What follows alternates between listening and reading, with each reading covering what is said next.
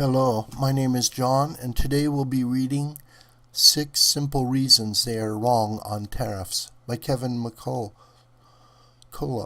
on Townhall, posted March 4th, 2018.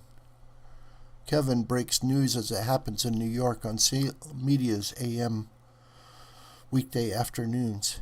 He's nationally syndicated.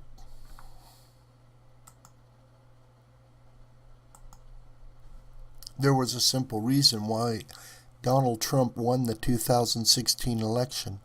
It wasn't because Vladimir Putin was changing votes, though he didn't. It wasn't because evangelicals voted him in necessary numbers, though they did. The reason I felt strong enough about it the week of the election that I drew a map predicting how he would win, which states, and was correct, was far simpler than the wildest conspiracies you've heard. He connected with working people, and they trusted him. Particularly, they trusted him in states with a lot of empty production plants. Like making a solemn vow, they trusted him to keep his word. Last week, the Heritage Foundation calculated the Trump administration has fulfilled close to 64% of his campaign agenda. This week, he took one more enormous step to completion: tariffs on steel and aluminum. The blowback came immediately.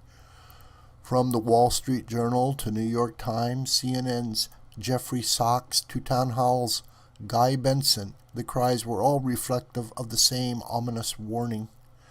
For the day job in the talk media, I began engaging people on all sides of the issue, and there are 6 points that the fearful trade war mongers, I believe, are wrong about.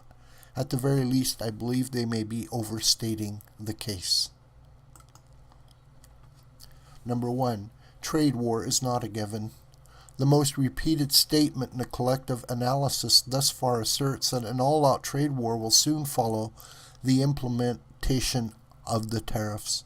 Certainly in theory, a nation that faces import tariffs to the United States could retaliate, but variables on a combination of factors would be a more probable cause for such. With steel, we are looking specifically at China, whose steel industry is in part supported by the government subsidies, and a labor market that can be paid pennies on the dollar for the work necessary. This alone prevents the discussion of free trade being in any way fair, because China is cheating. China is also dependent for the USA to be a recipient of up to 20% of their total export volume. Our steel production suffers as they cheat, but they do not have the total upper hand. Number 2, products may not cost more. The assumption that our products will go up significantly in price is a realistic concern, but it is not an absolute given. In the immediate period of implementation, according to some of the best estimates, the tariffs may raise the purchase price of a new car something close to $45, and a 24-pack of beer by 0.05 cents. But what happens if steel and aluminum production begins to match, volume-wise, the amount we import from other world sources? Economics 101 teaches us that prices drop as inventory surges. If our steel production grows enough, we could wipe out the gains mix, minus in our dependence on China. Number 3, the world doesn't like it. Of all the pushback, this reasoning is among some of the most inane. When the United States does what we have to do to shore up our markets, jobs, workers, and life, we have less and less need to care what the world thinks about it. This isn't hubris, this is independence.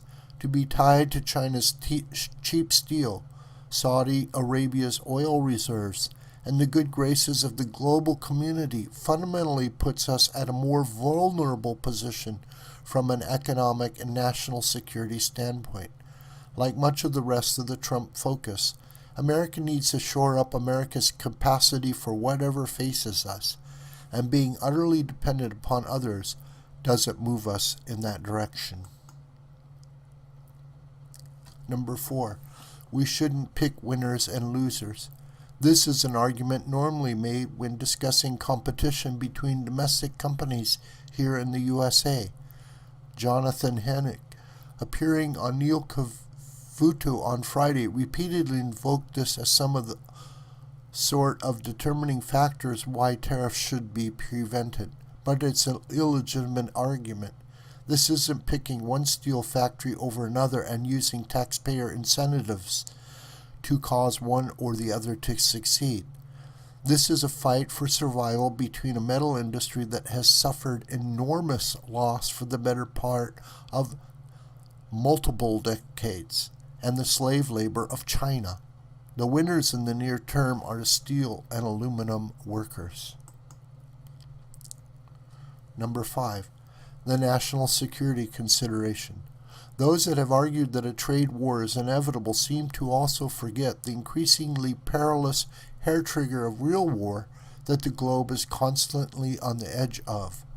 If America were to find itself drawn into a conflict with North Korea or Iran, it is likely whatever degree of imports we get from China and Russia would immediately be frozen. 15 years ago, more than a dozen aluminum smelters were in operation. Today there are only 3, and the entire capacity of one of those 3 is necessary just for the military and related technologies. We are more vulnerable than necessary, and increasing domestic production solves this vulnerability. Number 6, had to be as it was done in the correct sequence.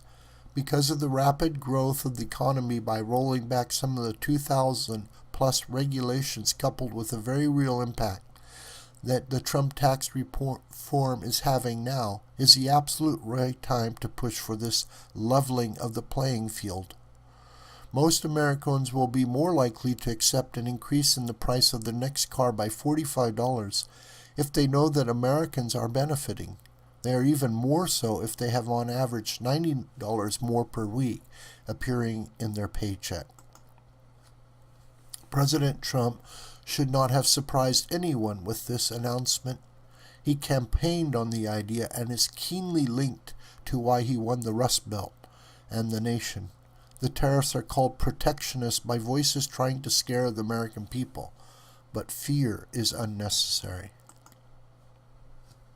If the 5 preceding presidents all held the same position, which they did, but were unable to get it done due to economic stagnation, terrorism, etc., now is the perfect time to take it up and create a far more favorable playing field for our domestic metals industry, as well as the workers who would love to show the world the pride they take in American steel and aluminum.